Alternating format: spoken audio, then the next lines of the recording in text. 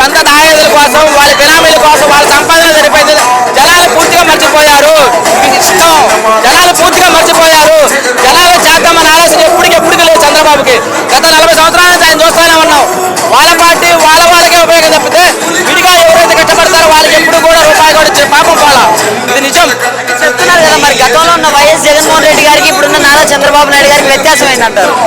జగన్మోహన్ రెడ్డి గారు ఇచ్చిన మాట నిలబెట్టుకున్న వ్యక్తి తగ్గం కాబట్టి జగన్మోహన్ రెడ్డి ఇప్పుడు కూడా జనాల గుండెల్లో ఉన్నాడు. అది ప్రతి ఒక్కరు కూడా తెలుసు.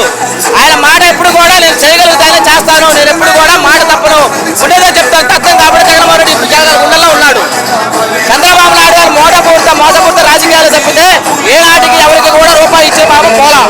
అది ఓవరాల్ గా ఇప్పుడు చంద్రబాబు నాయుడు గారు వచ్చి అయితే 10 నెలలు ఓవరాల్ గా ఆయన వచ్చి 10 నెలలు అవుతుంది కదా, ఎలా చేస్తున్నారు? ఒక టీడీపీ వాళ్ళకి మాత్రమే పని అవుతున్నాయి. వైసీపీ అనే కార్యకర్తలకు ఎవరు కూడా రూపాయి రావడం వల్ల నిజం.